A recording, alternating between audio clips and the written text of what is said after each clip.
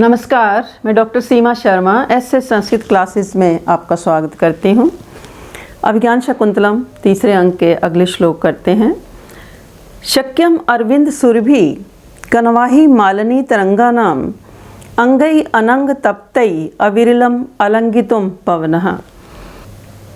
तो राजा शकुंतला को देख करके कामदेव को क्या उलाहना देता है कि रात दिन इस प्रकार पीड़ित करते हुए यदि तुम मुझे प्रिय हो, यदि तुम शकुंतला को लक्ष्य करते हुए ऐसा कह रहे हो, जो लता मंडप है, मालिनी नदी के किनारे लता मंडप है, उस लता मंडप में ही अपने आप को विश्राम के लिए पहुंच जाता है।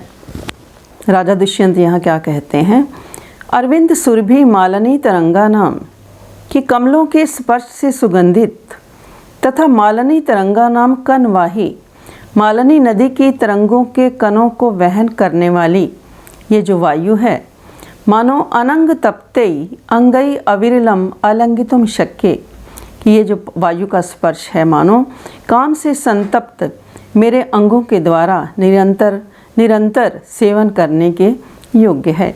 यानी राजा वहाँ लता मंडप है उसमें सोचता है कि लता मंडप जो शकुंतला है अपना समय बिताती है, तो मैं भी वहाँ पर ही पहुँच जाता हूँ। तो वहाँ पहुँचने के बाद वो क्या अनुभव करता है कि शक्यम अरविंद सुरभि मालिनी तरंगा नाम कि कमलों के स्पर्श से सुगंधित और मालिनी नदी की तरंगों के कणों को वहन करने वाला यह जो वायु है, मानो काम से संतप्त मेरे अंगों के द्वारा निरंतर सेवन करने के योग्य है। तो यहाँ इस श्लोक में हमारा समासोक्ति अलंकार है। छंद इसमें आर्य छंद है। आर्य छंद मैंने आर्य छंद की भी वीडियो डाली हुई है, तो आप प्ले लिस्ट में जाकर के सारे छंद भी देख सकते हैं। तो आर्य छंद का लक्षण क्या है, यस्य पादे प्रथमे द्वादश मात्रास तथा तृतीय अपि अष्टादश द्वितीय चतुर्थ के पंचदश सा आर्या। तो इसमें कुल मिलाकर के 57 मात्राएं आती हैं। आर्य छंद में हमारा ये विषम मात्रिक छंद है और समासोक्ति अलंकार है। समासोक्ति अलंकार भी मैंने सारे डाले हुए हैं, वीडियो बनाई हुई हैं उनकी, वो भी आप प्लेलिस्ट में जा कर के देख सकते हैं। तो समासोक्ति का लक्षण क्या है, प्रोक्ति भेदकई श्लिष्टई समासोक्ति श्लिष्ट भेदकों से अर्थात विशेषणों से प्रोक्ति प्रस्तुत का प्रतिपादन समासोक्ति कहलाता है।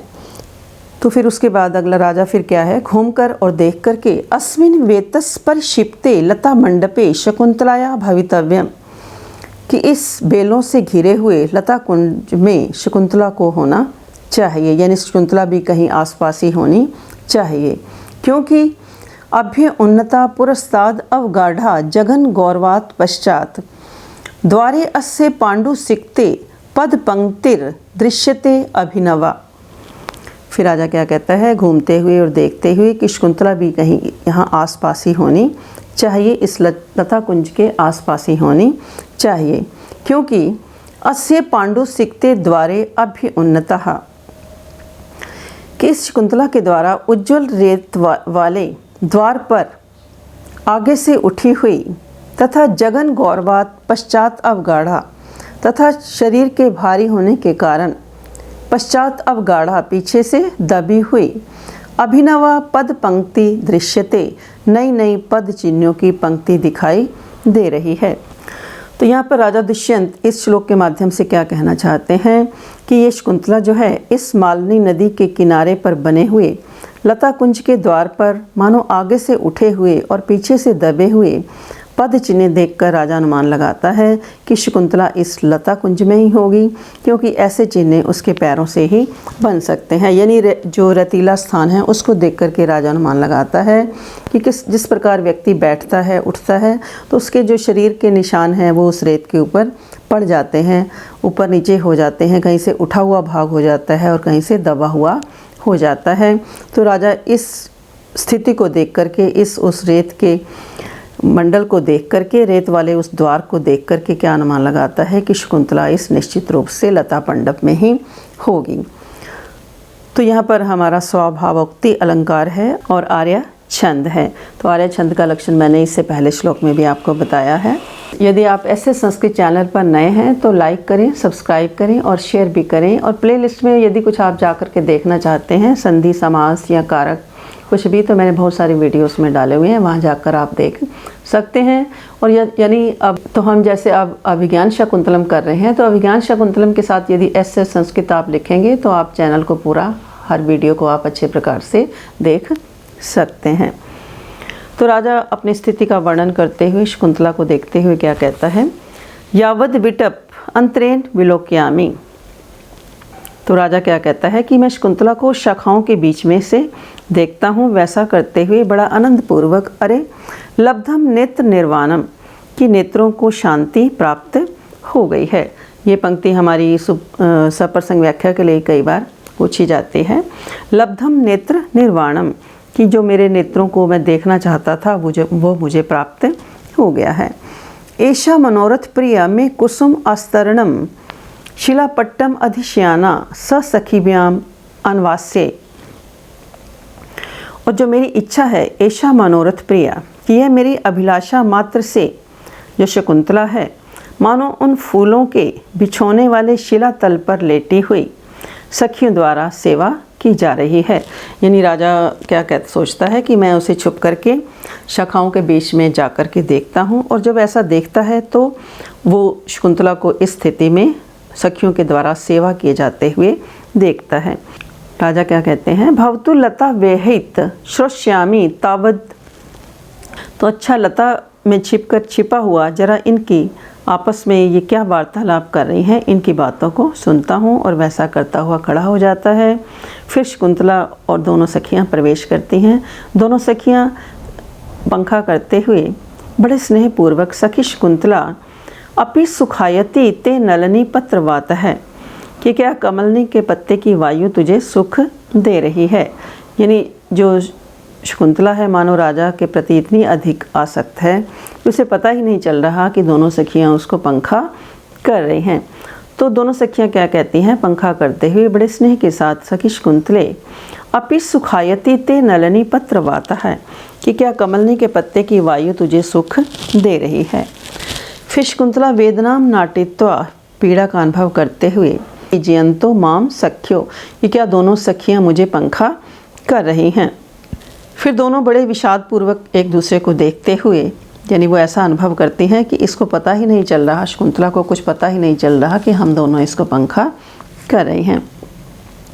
फिर राजा दुष्यंत क्या कहते हैं, बलवद अस्वस्था खलु अत्र भवति, कि निश्चित रूप से यह जो माननीय शकुंतला है निसंदेह अत्यधिक अस्वस्थ है।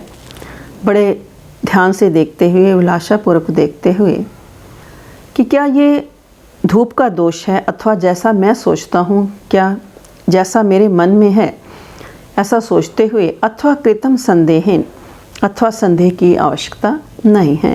तो राजा उस अवस्था में शकुंतला को देख करके क्या कहता है कि क्या ये धूप का दोष है अथवा जैसा मैं सोचता हूँ, जैसा मेरा मन में विचार है। फिर विचार करता हुआ क्या कहता है राजा दुष्यंत, क्या कहते हैं कि इसमें कोई संदेह की आवश्यकता नहीं है। राजा दुष्यंत यहाँ पर क्या कहते हैं फिर कि प्रियाया स्तन न्यस्तो क्षीरम प्रशिथिल मृणाल एक वल्यम इदम वपु सबाधम सदपि कमणीयम,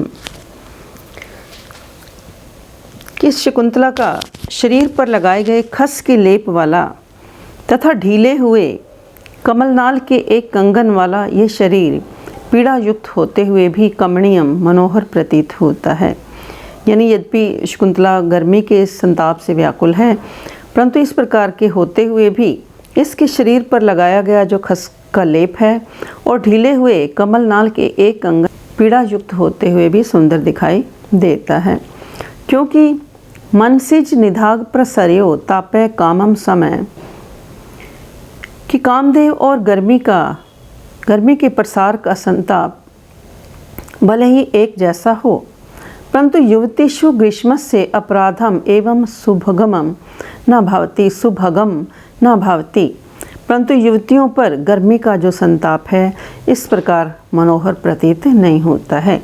यानी राजा क्या कहता है कि गर्मी का इस प्रकार का जो प्रभाव है वो शकुंतला पर नहीं दिखाई दे रहा, अपितु मैं जैसा मन में सोचता हूँ, जैसी मेरी स्थिति है, इस प्रकार की शकुंतला की स्थिति है। और इस प्रकार की स्थिति को देखते हुए वो क्या प्रतीत होती है, राजा को सुंदर दिखाई दे रही है। तो इस श्लोक में विभावना अलंकार है और शिखरिणी छंद है। तो विभावना का क्या लक्षण है कि काव्य में जहाँ बिना कारण के ही कार्य उत्पन्न होता है वहाँ पर विभावना अलंकार होता है। यानी किसी कारण का प्रतिषेध करके भी उसके फलस्वरूप कार्य की उत्पत्ति का वर्णन जहाँ पर किया जाता है वहाँ विभावना अलंकार होता है। तो यहाँ पर शिखरनी छंद है। शिखरनी छंद का लक्षण क्या है? रसई रुद्र छिन्ना यमन सब लागे शिखरिणी।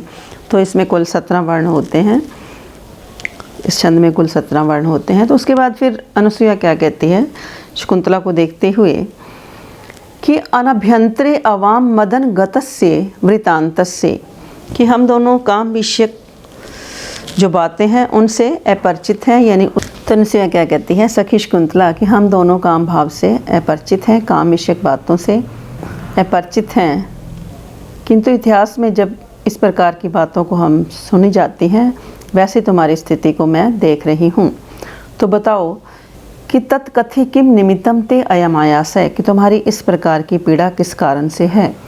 क्योंकि विकारम खलु परमार्थतो अज्ञात्वा अनारंभे प्रतिकारस्य।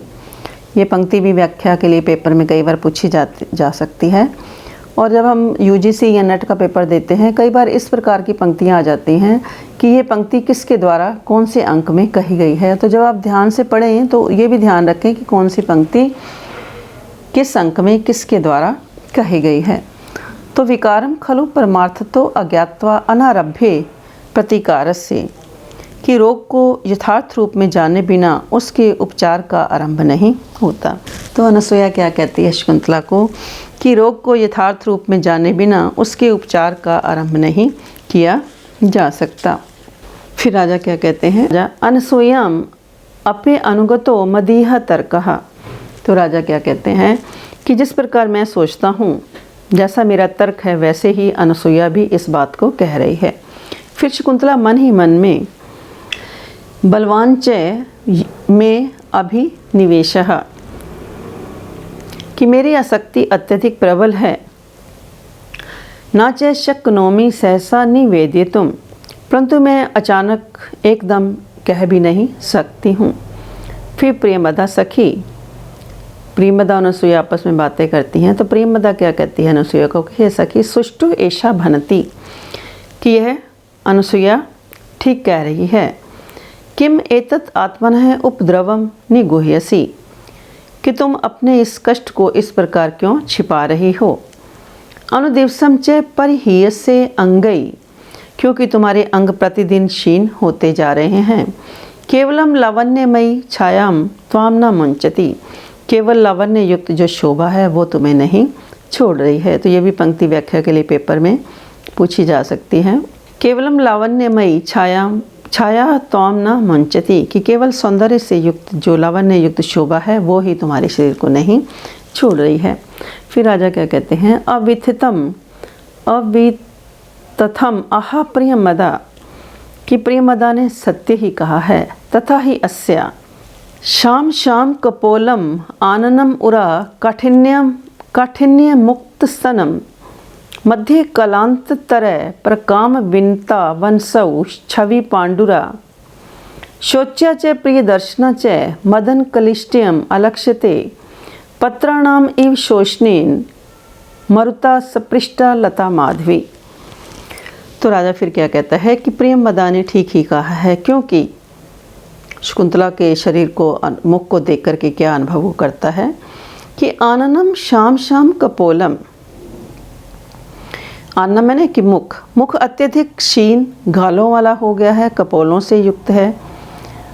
उरे कठिन्य मुक्त स्तनम, और शरीर कैसा हो गया है, मानो कठोरता से रहित हो गया है। मध्य कलांत तरह, और कटी भाग जो है बहुत अधिक कृश हो गया है, यानी इसकी जो कमर है वो अत्यधिक दुर्बल हो गई है, कृश हो गई है। अंशो प्रकाम विनतो, और कंधे दोनों कंधे झुके हुए हैं। छवि पांडुरा, और इसके शरीर की कांति पीली हो गई है। मदन कलिष्टा इयं पत्राणाम शोषणेन मरुता सपृष्टा माधवी।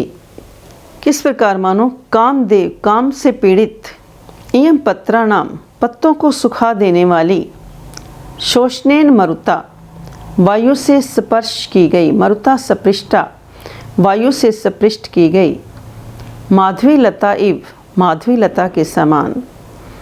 मदन कलिष्टा ये काम पीड़ित जो शकुंतला है, शोच्य च प्रिय दर्शना च अलक्ष्यते मानो शोचनीय अवस्था वाली तथा प्रिय दर्शन अवस्था वाली प्रतीत हो रही है। यानी शकुंतला उस जो राजा है यहाँ पर शकुंतला के जो शरीर है उसकी स्थिति का वर्णन करता है कि मानो इस प्रकार की अवस्था वाली जो शकुंतला है, इसका मुख क्षीण हो गया है और शरीर भी बिल्कुल ढीला पड़ गया है। कटी जो कमर का हिस्सा है वो भी बड़ा कृश हो गया है, दोनों कंधे अत्यधिक झुक गए हैं, कांति अत्यधिक पीली पड़ गई है तथा पत्तों को सुखा देने वाली वायु से स्पर्श की जाती हुई माधवी लता के समान मानो इसकी शोचनीय अवस्था वाली तथा प्रिय दर्शन वाली जो आकृति है इसकी प्रतीत हो रही है। तो यहाँ पर विरोधाभास अलंकार है, विरोधाभास अलंकार है और शार्दूल विक्रीडितम छंद है। तो यहाँ इस श्लोक में विरोधाभास अलंकार है। विरोधः सो अविरोधे अपि विरुद्धत्वेन यद वचः, यानी विरोधाभास अलंकार वहाँ होता है जहाँ दो वस्तुएं उनमें वस्तुतः किसी प्रकार के विरोध के न रहने पर भी ऐसा वर्णन किया जाए जिससे उनमें विरोध की प्रतीति उत्पन्न हो जाए। और शार्दूल विक्रीडितम छंद है। शार्दूल विक्रीडितम छंद का क्या लक्षण है? सूर्य अश्वई मसज ततः स गुरुवा शार्दूल विक्रीडितम। तो ये कुल 19 वर्णों का छंद है, 12 और 7 के बाद यति होती है। तो फिर शकुंतला क्या अनुभव करती है? कस्य व अन्यस्य कथिष्यामि, कि मैं किससे कहूँगी। आयास यित्रिक इदानीम आयास यित्रिक इदानीम वाम भविष्यामि, कि इस समय आप दोनों को ही मैं कष्ट देने वाली बनूंगी। शकुंतला क्या कहती है कि इस समय मैं तुम दोनों को यानी अनुसुया और प्रियमदा को कष्ट देने वाली बन जाऊंगी। फिर दोनों सखियां एतिव नो निर्बंधा, कि इसलिए हमारा आग्रह है। समय भक्तम खलु दुखम सह वेदनम भवति, कि बांटा हुआ दुख सहन करने के योग्य हो जाता है। तो ये पंक्ति भी बहुत अधिक इम्पॉर्टेंट है, पेपर के लिए अक्सर ये पूछी जाती है। और इससे पहले मैंने जैसे आपको बताया कि इस प्रकार की पंक्तियां जो हैं यूजीसी नेट में या पीजीटी में या टीजीटी में भी पूछी जाती हैं कि ये पंक्ति किसके द्वारा कही गई है। समय भक्तम खलु दुखम सह वेदनम भवति, कि बांटा हुआ दुख सहन करने योग्य हो जाता है, सहन करने योग्य वेदना वाला हो जाता है। यानी जब हम अपने दुख को बांटते हैं तो वो दुख जो है कम हो जाता है और सुख को बांटते हैं तो सुख और बढ़ जाता है।